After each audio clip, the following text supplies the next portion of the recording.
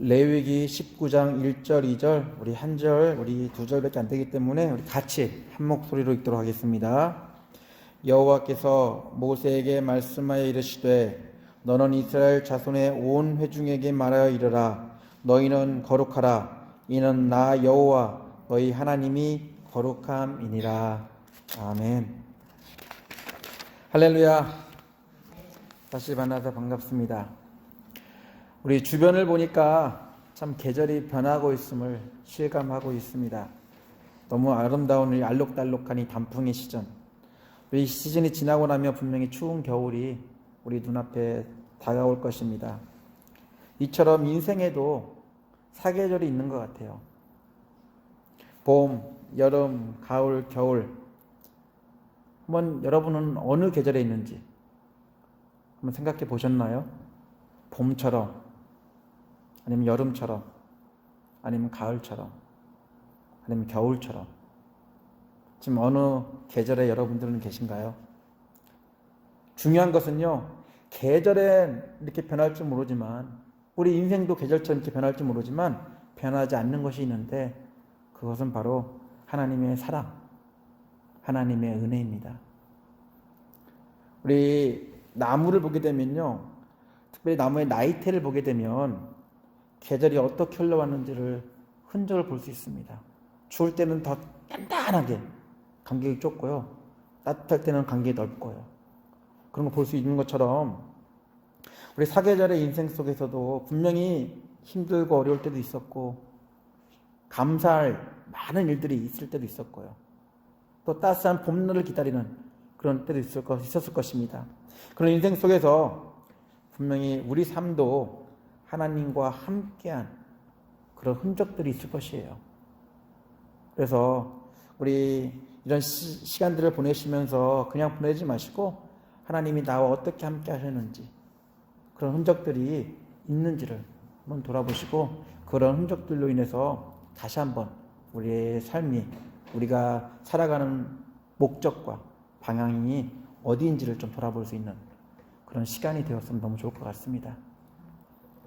우리 신구약 성경 전체, 우리 1독했다, 2독했다 이런 것처럼 우리 신앙인들의 꿈이 있다면 나이만큼 성경을 읽는 것이 될 것입니다.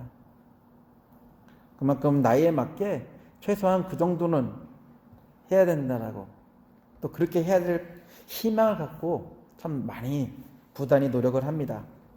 그래서 연초가 되면 가장 많이 하는 게 그거죠.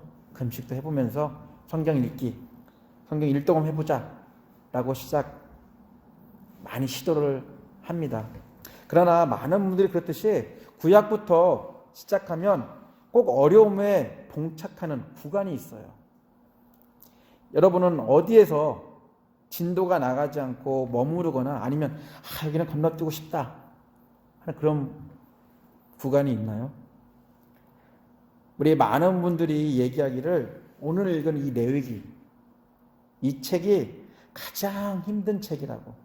성경 열독할 때 창세기 잘 나가죠. 출애굽기 뭔가 흥미진진해요. 근데 딱 레위기에 딱 들어오면 이게 지금 무슨 얘기인지, 그러면서 레위기부터 발목을 딱 잡아요. 그런 다음에 민수기 넘어가니까 이제는 숫자들만 계속 나오죠. 근데 신명기 갔더니 계속 이렇게 어려운 얘기만 하고 있죠. 그래서 참 성경 열독을 하는 데 있어서 가장 힘든 부분은 이 레위기가 가장 힘들게 하는 부분이라고 말을 많이 합니다. 분명히 레위서가 어렵고 힘든 이유는 여러 가지가 있을 수 있겠지만 저희들에게 있어서는 익숙하지 않기 때문에, 또한 어렵고 힘든, 그러니까 우리가 좀 알 수 없는 이런 제사에 대해서, 부정함에 대해서 이야기하기 때문입니다. 또 더군다나 우리를 실망케 하는 이유는 돼지고기 얼마나 좋아해, 한국 사람은요. 중동 사람은 어쩔지 모르겠지만 이 아시아, 특별히 한국 사람은 돼지고기만큼 좋은 음식이 없거든요. 근데 부정하다고 먹지 말라고 나오거든요. 왠지 있는 게 부담스러울 정도로. 그래서 레위기는 참 이렇게 쉽지 않은 책입니다. 그래서 우리가 읽을 때마다 이렇게 어려운 책을 내가 읽어야 되나? 더 나아가서 나와는 관련이 없는 것처럼 보이는 제사라든지 부정에 관한 것들, 내가 꼭 이런 것들을 읽어야 될지. 한편으로 볼 때는 내가 아닌 이스라엘 사람들만을 위한 책이 아닐까라고 생각이 들기 때문에, 그래서 솔직히 레위기는 좀 읽기가 힘든 책이 아닐까 그런 생각을 해봅니다. 그지만요, 참 어렵고 이해하기 어려운 책일지 모르겠지만 레위기서가 담고 있는 걸 이해하게 되면요, 그 의미를 우리가 제대로 이해한다면 어떻게 보면 복음서보다 더 중요한 책이에요. 복음서의 내용을 레위기가 정확히 얘기하고 있거든요.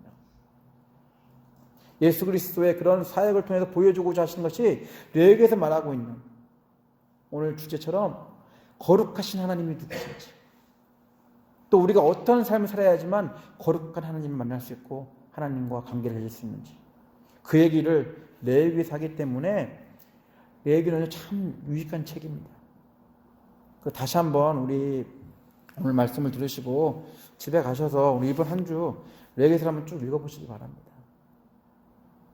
그럼 많은 걸 저에게 던져줄 것입니다. 잘 알다시피 레위기는요, 모세 오경이라 불리는 책 중에 하나입니다. 창세기, 출애굽기, 레위기, 민수기, 신명기, 오경이라고 불리는 책인데요, 구약에서 가장 중요한 걸 얘기할 때 쓰는 표현이 있는데 그 중에 하나가요, 꼭 제일 중요한 가운데 있다는 사실이에요. 그러면 말을 몇 번 반복해서 강조한다든지, 레위기도 딱 그 중간에 있어요. 창세기를 통해서 하고 싶은 하나님의 구원, 부르심, 그다음에 출애굽을 통해서 하나님의 그런 부르심에 대한 합당한 구원에 대한 이야기. 그래서 이 다음부터는 어떠한 삶을 살 때 하나님과 동행하는 삶인지, 그 전까지는 세상과 동행하는 삶이었다면 이제는 하나님과 동행하는 삶이 어떤 삶인지를 말해주는 것이 바로 레위기고요. 그 다음에 민수기를 통해 다시 한번 이제 그들이 하나님의 자녀로서 이제는 하나님의 땅을 차지한, 그래서 하나님의 땅에서 어떠한 삶을 살 때, 그래서 민수기, 신명기를 통해서 그런 얘기들을 담고 있습니다. 그 때문에 레위기는 참 중요한 책이에요. 그래서 우리 구약에 이 레위기를 통해서 하시고 싶은 얘기가 있다면 뭐 율법도 얘기하고 제사도 얘기하는데요, 이거를 말할 수밖에 없는 이유는 하나님이 거룩하기 때문에. 우리 죄 많은 인간들을 거룩해 할 수 있는 방법은 이 방법밖에 없어요. 그것을 계속 강조해서 이 이야기를 하고 있습니다. 특별히 제사 이야기를 하면서 제사를 드리기 위해서는 분명히 제사장이 필요하거든요. 그래서 레위인들을 통해서 하나님이 어떻게 거룩하게 만드는지. 근데 읽다 보면 이런 생각이 들 거예요. 왜 레위 사람만 했을까? 레위가 그렇게 거룩한 지파였을까? 다른 지파에 비해서 레위라는 이 사람, 이 후손들이 그렇게 거룩한 제사를 담당할 정도로, 그렇게 우리가 생각이 들 수 있을 거예요. 한번 생각 안 해보셨죠? 근데요, 참 재밌어요. 성경 읽다 보면요, 참 그 안에 담겨있는 이 하나님 풀어가시는 그 역사의 그런 흐름들이요, 참 인간적으로 와, 탄식할 수밖에 없는 일들이 참 많이 있습니다. 레위, 야곱의 12아들 중에 셋째 아들이거든요.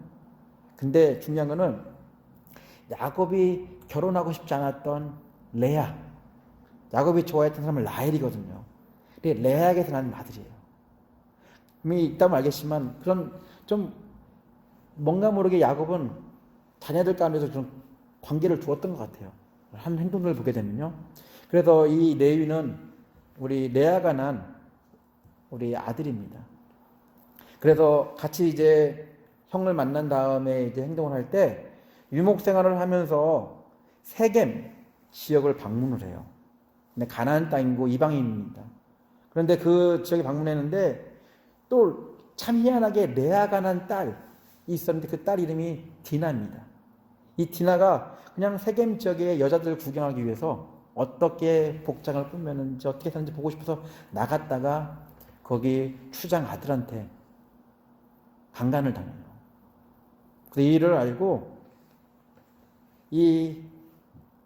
특별히 이방인들한테 그런 일을 당했다는 게 참 스무스러운 일이거든요. 그런데 참 재밌는 게 성경을 보게 되면 야곱, 디나의 아버지였던 야곱은요, 가나안 지역에 있다는 게 너무 두려웠기 때문에 그냥 조용히 지나가려고 했어요. 그런데 레아에게서 난 아들, 레위와 시므온, 이 두 아들은 참지를 못해요. 자기 여동생이 그런 게 되기도 하겠지만 아버지의 모습이 너무 불만스럽고 그래서 이 화를 참지 못하고 결국은 이 세겜 사람들, 아버지도 속이고 세겜 사람도 속여가지고 그들을 다 죽입니다. 약탈도 하고 다 죽이는 그런 일들을 해요. 그래서 그 이후의 흐름을 딱 보게 되면 창세기 49장에 야곱이 이제 죽음 앞을 앞두고 자녀들을 다 불러 모으고 유언을 해요. 자녀마다 다 축복을 해줍니다. 레위한테는요, 축복인지 저주인지 모르겠지만 이런 얘기를 해요. 어떤 얘기를 하면 너희는 기업을 얻지 못할 것이다. 다른 아들들은 다 기업을 얻어가지고, 기업이라는 얘기는 뭐 쉽게 얘기하면 땅을 얻을 것이고 너희들이 풍족하게 잘 살 거라는 얘기를 말하는 것이거든요. 근데 레위인에게는 너희는 기업을 얻지 못할 것이다. 너희 후손들은 기업을 얻지 못하고 각 지파마다 흩어져서 찢어져서 생활할 것이다 라는 그런 유언을 합니다. 그 이야기를 들었을 때 레위가 어떤 생각을 했을까요? 다른 아들들 다 축복해주고 너는 머리가 될 것이다, 너는 잘 살 것이다 이렇게 얘기해 주는데 굳이 나한테만, 분명히 이런 감정이 실려있는 그런 보복성은 아니지만 그런 유언을 레위에게 합니다. 분명히 그 당시 들었을 때는 저주로 들었을 것 같아요. 이런 얘기를 나한테 왜 하지? 하지만 성경은 거기서 끝나지 않아요. 이 저주가요, 저주가 들렸던 아버지의 유언이 축복이 되는 사건이 발생을 합니다. 특별히 레위한테, 레위 지파에게. 그것이 무엇이냐면 출애굽을 하고 이제 모세가 시내산에 올라갑니다.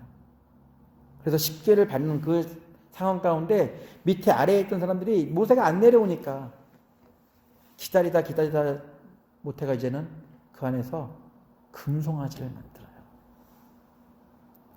그래놓고 이것이 우리를 인도할 하나님이다라고 이야기를 하면서 그런 광란의 축제의 시간을 보냅니다. 그때 모세가 내려와요. 우리 출애굽이라는 표현이요, 엄청난 신학적인 의미를 갖고 있습니다. 애굽을 나왔다는 자체는 무엇이냐면, 다른 말로 하면요, 그 전에 살았던 우리의 모든 것들을 다 남겨놓고 이제는 새로운 삶을 시작하겠다는 세례랑도 같은 의미고요. 이전에 내가 살았던 모든 것들을 다 물에 장사시키고 새로운 삶을 산다는, 그것이 이 출애굽 안에 담겨있거든요. 그 전까지는 어떻게 살았지 모르겠지만 이제는 다 그걸 잊어버리고 이제는 새로운 삶, 바로 그것은 하나님과 함께하는 삶, 그것을 하기 위해서 출애굽을 시켜주셨거든요. 근데 이스라엘 사람들이 그걸 잊어버리고 다시 금송아지를 만들어서 그걸 우상으로 섬기는 그러한 일을 하고 있었습니다. 그래서 결국 모세가 이 우상 숭배자들을 심판하는데 그때 가장 앞장서서 그 일을 도왔던 지파가 레위 지파예요. 숫자도 많지 않았거든요. 하지만 이들이 칼을 차고 나서가지고 그런 우상 숭배하는 사람들을 다 죽이는, 다 제거하는 일을 모세를 도와서 합니다. 우리 야곱 죽기 전에 유언을 통해서 레위는 참 저주 같은 그런 축복을 받았거든요. 근데 이 일 후에 모세가 죽을 때, 그러니까 모세가 죽을 때가 아니죠. 가나안 땅을 다 보낼 때 유언하는데 그때 레위 지파를 통해서 어떤 말씀을 하냐면 너희는 제사장 지파로서 이 민족을 섬길 것이다. 근데 참 재미있는 표현이 뭐냐면요, 분명히 아버지는요 너희는 기업을 얻지 못하고 지파에 흩어져서 살 것이다라는 얘기를 했거든요. 근데 모세는 어떤 말씀을 하냐면 이런 얘기보다는 여러 지파 가운데 흩어져서 주의 율법을 이스라엘에게 가르치는 걸 할 것이다. 그리고 주 앞에 분향하고 온전한 번제를 주의 제단 위에 드리는 제사장이 일을 할 것이다라는. 그전에는 내 기업, 내가 갖고 있는 기업도 없이 그냥 흩어 산다는 그런 이야기를 들었을 땐 참 원망했을 텐데, 이런 모세의 유언을 통해서 이제는 제사장 지파로서 그런 일을 감당하게 된다는 것입니다. 그래서 이 레위 지파는 그런 우여곡절 끝에 제사장이 된 제사장의 그런 일을 감당하게 된 지파가 되었습니다. 이 안에 참 많은 것이 담고 있는 것 같아요. 우리도 그런 모습 살잖아요. 세상에 벗하고 살면서 그럴 때가 참 많이 있는데, 그럼에도 우리를 사랑해 주셔서, 우리를 불러주셔서 이 세상 가운데 제사장과 같이 먼저는 우리 자신을 하나님 앞에 거룩한 산 제물로 드리는 희생 제물로 살게 하시고, 또 우리 주변의 사람들을 살리는, 하나님을 만나게 하는 그런 제사장의 일을 감당하게 하는 것, 그런 얘기들을, 이런 얘기를 통해서 하고 있지 않은지, 그런 생각을 해볼 수 있을 것 같습니다. 그래서 우리 모세오경의 중심에 있는 레위기, 그래서 결국 레위기의 주제는요, 거룩이에요. 그전까지는 거룩하지 않은 부정한 삶을 살았는데, 출애굽을 통해서 이제는 너희들이 살아야 될 삶은 거룩한 삶이다. 하나님이 거룩한 것처럼 너희도 거룩하게 사는 것이 하나님의 백성으로서 살아야 될 모습이다라고 이 레위기를 통해서 우리에게 말씀해 주고 있습니다. 그래서 레위기를 통해서요, 거룩하신 하나님을 소개해요. 그리고 세상과 구별되는 그런 거룩하게 되어지는 그런 과정이 어떻게 이루어지는지, 그걸 구체적으로 하나씩 제사의 모습을 통해서, 부정한 것이 어떤 것인 걸 통해서, 그래서 어떻게든 세상으로부터 구별시키려는, 세상과 구분시키려는 하나님의 그런 뜻들, 하나님의 계획들이 이 레위기 안에 다 담겨 있다는 것입니다. 그래서 이 거룩함의 과정, 제일 필요한 게 제사예요. 동물을 죽여서라도 그런 세상과 단절시키는 이 제사가 있어야지만 하나님처럼 거룩한 하나님의 사람이 될 수 있다는 것을 계속 얘기해 주고 있습니다. 그렇기 때문에 당연히 제사장의 역할도 참 중요하죠. 이 제사의 일을 하는 이 제사장의 역할, 그래서 레위기를 통해서 그 역할들이 무엇이고 그가 하고 있는 것이 무엇인지를 이렇게 자세히 설명하고 있습니다. 이런 일을 통해서 거룩한 하나님을 만날 수 있는 그런 일들을 소개하고 있는 것이 이 레위기라는 사실. 우리 알다시피 인간들 스스로는 거룩한 존재가 될 수 없습니다. 하지만 하나님은 거룩하셨고, 또 우리를 거룩하게 하기 위해서 이러한 방법을 통해서라도 거룩하게 만드는 그런 일들을 하게 하셨다는 것. 그래서 거룩하지 않은 존재가 하나님 앞에 설 수 없었기 때문에 이런 제사를 통해서 부정한 것을 멀리함으로써 하나님 앞에 설 수 있도록 만들어주는 그런 일들이 이 제사를 통해 이루어졌다는 것. 우리 잘 알다시피 이사야가 그랬잖아요. 하나님의 부르심을 받아서 하나님 앞에 서게 됩니다. 그때 이사야 얘기를 합니다. 나 죽었다 이제. 거룩하지 않은 자가 거룩하신 하나님을 받기 때문에 난 이제 죽었구나. 내 하나님께서 그를 구분해 주시고 구분해 주셔서 다시 그를 거룩하게 해 주셔가지고 그 죽음의 두려움으로부터 그를 구해 주셨다는 것, 우리가 너무 잘 알고 있지 않습니까? 이처럼 거룩하지 않은 존재가 거룩함에 있다는 것은요, 죽음밖에 없기 때문에 이 제사를 통해서라도 하나님은 우리를 거룩하게 하시고 거룩한 하나님처럼 또한 거룩한 백성으로서 살게 해주시는 은혜가 이 레위기 안에 있다는 것입니다. 분명히 근시안 쪽으로 레위기를 읽으면요, 지루하고 재미없어 보여요. 동물을 죽이던, 동물을 흔들던, 동물의 피를 빼던 별로 재미없어 보이거든요.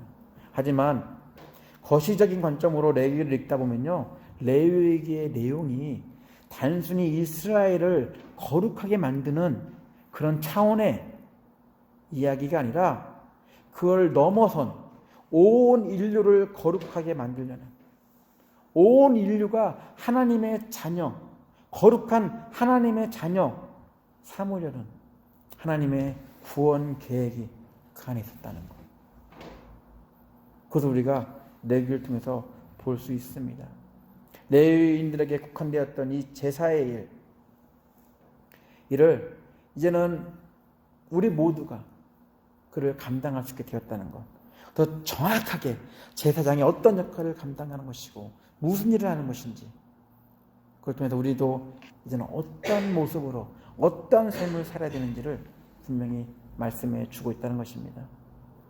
구약 시대에서는 레위인들이 이 일을 감당했다면 우리 신약에 와서는 하나님의 구원 계획을 이룰 하나님의 그런 구원 계획을 통해서 우리 모두를 거룩하신 하나님의 자녀로, 그래서 거룩한 하나님의 자녀가 되는 일을 하기 위해서 우리를 부르셨고 우리가 그 일을 하도록 하나님이 우리에게 그런 귀한 직분을 주셨다라고 성경은 분명히 얘기하고 있습니다. 우리 잘 알고 있는 성경이죠. 베드로전서를 보게 되면 이런 얘기가 있습니다. 그러나 너희는 택하신 족속이요 왕같은 제사장들이요 거룩한 나라요 그의 소유가 된 백성이니 이는 너희를 어두운 데서 불러내어 그의 기이한 빛에 들어가게 하신 이의 아름다운 덕을 선포하게 하려 하십니다.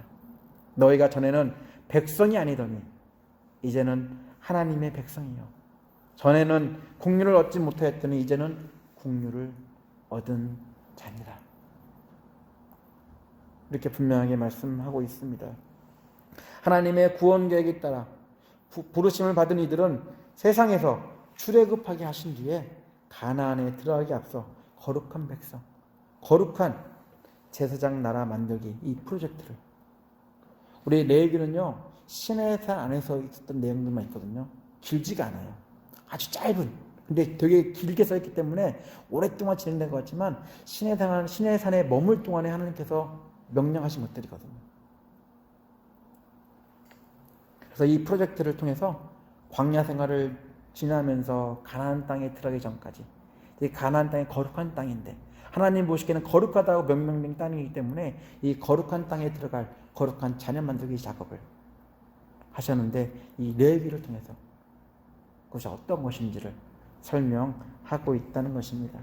광야에 사는 훈련을 통해서 한눈 팔 수 있는 여유를 다 제거하시고 오직 거룩하신 하나님만 바라보며 거룩한 삶을 살도록 훈련하셨다는 것.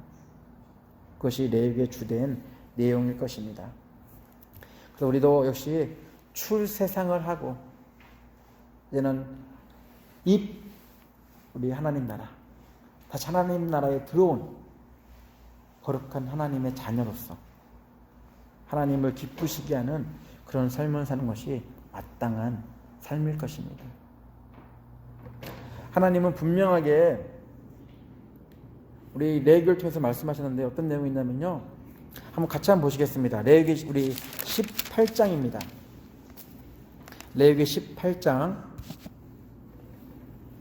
우리 1절부터 5절 우리 한 절씩 한번 보겠습니다.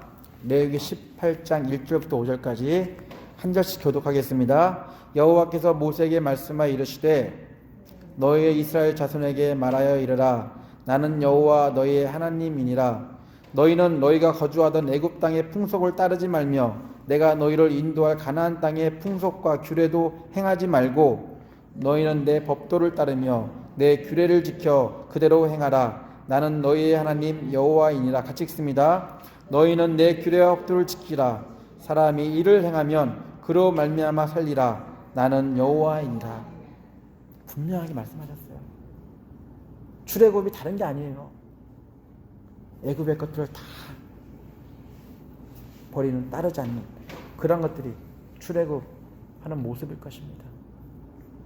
그래서 바로 하나님이 가나안 땅에 입성시키지 않으시고 이 광야에서 거룩한 백성 만드는 작업을 하셨는데 바로 이것이 레위기를 통해서 보여주시는 이 제사 또한 이 율법을 지키는 모습들 하나님 말씀대로 사는 모습들 바로 그것들을 훈련시키셨다는 것. 그 얘기를 우리에게 하고 있습니다. 그래서 하나님의 자녀로 산다는 것은요 분명히 아버지의 모습대로 사는 것일 것입니다. 아버지는 거룩한 하나님이셨거든요. 그럼 우리도 거룩한 그런 삶을 사는 것이 당연할 것입니다. 우리 잘 알고 있는 로마서의 말씀 그런 말씀이 있죠. 우리 이 시대를 따르지 않는 것, 이 시대를 본받지 않는 것. 그래서 시대나 문화에 순응하거나 아무 생각 없이 세상에 동요화되는 그런 일 없이 하나님께 시선을 고정하는 것이 바로 거룩한 삶을 사는 모습이다라고 분명하게 말씀하고 있습니다. 세상은요 똑같은 모습으로 찍어내요. 바로 이것이 동화된다는 표현이라고 말씀하더라고 어떤 분은요. 하지만 우리는 그런 모습이 아니거든요. 그것들과는 구별되어진 삶을 살아야 되는 것. 그것을 우리에게 말씀하고 있습니다. 세상은 애매모호하게 경계선을 만들어서 성도들을 유혹하려고 해요. 하지만 그때마다 우리는 구별되고 구분된 하나님의 말씀대로 말씀 앞에 순종하는 그런 순종하는 삶을 살아야 되는 것, 바로 그것이 거룩한 삶이다라고 성경은 말씀하고 있습니다. 거룩은요, 우리의 노력으로 만들어지는 결과가 아닙니다. 우리가 거룩하기 위해서 한다고 해서 거룩해질 수가 없어요. 우리에게는 거룩한 모습의 티끌도 찾아볼 수가 없습니다. 그렇게 거룩해지는 제사의 과정, 이것이 필요했어요. 이 모습이 신약에 와서는 예수 그리스도의 십자가를 통해서 우리에게 거룩해지는 모습이 어떤 모습인지를 직접 우리에게 보여주셨습니다. 분명히 더 이상 우리는 피 흘리는 제사는 하지 않을 것이에요. 지금 이렇게 주장하는 사람들이 있어요. 제사가 다시 회복되어야 된다. 하지만 성경에서 말하고 싶은 건 그게 아니거든요. 거룩해지기 위해서 어떤 것이 필요한지를 가르쳐 주셨고, 이제 와서는 이제 우리의 삶 자체가 예수 그리스도로 말미암아서 거룩해진 삶을 살고 있다는 걸 얘기하기 때문에 더 이상 우리는 피 흘리는 제사가 필요하지 않습니다. 우리에게 회복될 것이 있다면 그런 피 흘리는 제사가 아니라 우리의 삶이 거룩한 하나님의 사람으로서 사는 그런 모습이 회복되어져야 할 것입니다. 그래서 세상과 구별된 삶을 사는 것, 세상의 것들을 멀리하는 그런 삶을 사는 것, 바로 이것이 어떻게 보면 하나님이 원하시는 삶의 방식, 그런 모습이다라고 성경은 얘기하고 있습니다. 데살로니가 전서를 보게 되면 하나님의 뜻이 무엇이냐, 우리를 향한 거룩하신 하나님의 뜻이 무엇이냐, 거룩한 삶을 사는 것이다라고. 그 세상에 있는 것들을 멀리하고 세상에 있는 것들과 구분시키고 그런 삶이 거룩한 삶, 바로 그것이 하나님의 뜻이다라고 분명하게 말씀하고 있습니다. 하나님은 거룩한 분이십니다. 거룩한 하나님은 저희들이 거룩한 하나님의 성품을 닮아 거룩한 자녀가 되기를 원하십니다. 거룩한 삶을 위해 전통적인 유대인들처럼 율법주의에 근거한 삶을 사는 것, 그것을 얘기하는 것이 아닙니다. 부정하니까 먹지 말자, 뭐 하니까 뭐 하지 말자, 그런 걸 얘기하고 싶은 게 아니에요. 성경에서 말하고 싶은 것이 있다면 이런 것들이 필요할 때는 이걸 통해서 하나님이 거룩한 과정을 통해서 하나님을 만나게 해주셨고, 지금은 이러한 과정이 없을지라도 하나님이 주시는 은혜 때문에, 사랑 때문에 우리가 이제는 거룩한 자녀가 되었고 거룩한 삶을 살 수 있는, 세상과 구별된 삶을 살 수 있는 은혜의 그런 삶을 살고 있다는 것을 우리에게 말씀해 주고 있습니다. 그래서 그런 삶을 살라고 얘기하고 있고 그런 삶이 바로 하나님의 뜻이다라고 말하고 있다는 사실, 우리가 기억해야 될 것이 있다면, 우리 구약시대 때는 레위인들을 통해서 그런 제사를 통해서라도 거룩하게 하는 과정이 얼마나 어렵고 힘들었던 것인지, 하지만 이것이 있을 때만이 그들이 거룩해질 수 있었고 잠깐이라도 하나님을 만날 수 있는 그런 은혜를 입었던 것을 우리가 기억하고, 이제는 우리가 레위는 아니었지만 우리가 하나님께서 우리를 선택하셔서 이제는 거룩한 나라의 왕 같은 제사장으로 우리를 불러주셨고, 또 우리를 통해서 제사장의 직무를 감당하는, 우리 자신을 거룩해 하고 또 세상의 사람들을 거룩해 해가지고 하나님 만나게 하는, 하나님의 은혜를 경험하게 하는 그런 삶을 살라라고 말씀하고 있다는 사실, 이 말씀을 기억해야 할 것입니다. 우리 마음속 깊이 이것을 새겨야 할 것입니다. 거룩하게 하는 삶이 무엇인지 한번 이번 한 주 고민해 보시기 바랍니다. 우리의 언어 중에서, 우리의 행동 중에서, 우리의 마음 중에서 우리가 거룩하게 할 수 있는 노력이 무엇이 있는지, 그래서 이번 한 주 우리 그냥 우리 지나가지 마시고 매일 다시 한번 읽으시면서 하나님의 뜻이 무엇인지, 그 다음에 거룩한 삶을 살기 위해서 우리가 고민하고 번뇌해야 하는 것들이 무엇이 있는지를 생각해 보시면서 그것들을 실천할 수 있는 그런 한 주가 되시기를 예수 이름으로 축원합니다. 같이 기도하겠습니다.